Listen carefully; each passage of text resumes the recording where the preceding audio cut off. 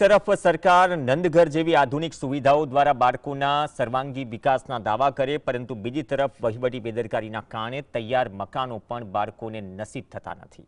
સંખેડાના સાળંગપુર ગામે તમામ સુવિધાઓથી સજ્જ આંગણવાડીનું મકાન માત્ર નંદઘર નામ લખવાનું બાકી હોવાથી છેલ્લા 3 વર્ષથી બંધ હાલતમાં છે। છોટાઉદેપુર જિલ્લાના સંખેડા તાલુકાના સારંગપુર ગામે સરકાર દ્વારા નંદઘર યોજના અંતર્ગત એક આધુનિક આંગણવાડીનું મકાન તૈયાર કરવામાં આવ્યું છે। આ મકાનમાં કલરકામ અને લાઇટ ફિટિંગ સહિતની તમામ પાયાની સુવિધાઓ પૂર્ણ થઈ ગઈ છે। આશ્ચર્યની વાત એ છે કે મકાન સંપૂર્ણ તૈયાર હોવા છતાં છેલ્લા 3 વર્ષથી લોકાર્પણના અભાવે તેના પર તાળા લટકી રહ્યા છે।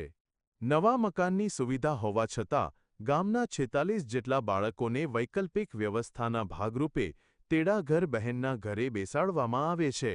આંગણવાડી કાર્યકરના જણાવ્યા મુજબ અગાઉ 46 બાળકો આવતા હતા, પરંતુ હાલમાં આ અગવડતાને કારણે માત્ર 16 બાળકો જ હાજર રહે છે। આંગણવાડી બંધાઈ છે નવી, અને અત્યારે અમે તેરાગરના ઘરે બાળકો બેસાડીએ છીએ, અને મારા 16 બાળકો છે, એટલે અમે તેરાગરના ઘરે બેસાડીએ છીએ। અહીં ઘણી તકલીફ પડે છે, કારણ કે અહીં બાળકો વહેલા આવતા નહીં, દૂર પડે છે, અને અમારે હોય તકલીફ પડે છે, કારણ કે અમે હોય ચાર્જમાં છે, અહીં કાર્યકર નહીં, તેરાગર પણ નહીં। એટલે બાળકોને જ્યાં બેસાડવામાં આવે છે તે મકાન કાચું હોવાથી વાલીઓમાં સતત ચિંતા અને રોષ જોવા મળી રહ્યો છે। ગ્રામજનોના જણાવ્યા અનુસાર માત્ર નંદઘર નામ લખવાનું બાકી હોવાથી તંત્ર આ મકાન શરૂ કરતું નથી।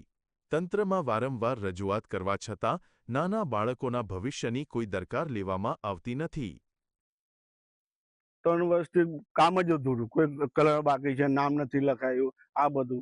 અને અત્યારે જે બાળકો તેડાઘરને ઘરે બેસે છે, કાચા મકાનમાં બેસે છે બાળકો, અને મારા જમ બને તો મારા કમ્પ્લીટ થાય એવું હું ઈચ્છું છું, મારો બાળકો જલ્દી અહીં બેસે। આ મામલે તાલુકા વિકાસ અધિકારીનું કહેવું છે કે પંચાયતમાં વહીવટદાર શાસન હોવાથી થોડો વિલંબ થયો હતો। આમાં જે તે વખતે લગભગ 2-2.5 વર્ષ સુધી જે વહીવટદારો રહ્યા એના કારણે જે ગામમાંથી જે પૂરતો સપોર્ટ જે મળવો જોઈએ એ મળી શક્યો ન હતો, જેના કારણે હવે સરપંચોની ચૂંટણી થઈ ગઈ છે, અને સરપંચ મારફતે જ નરેગામાં આ કામગીરી થાય છે। એટલે હવે એને કામગીરી ટૂંક સમયમાં પૂર્ણ કરીને આપણે આગળ વધારીશું।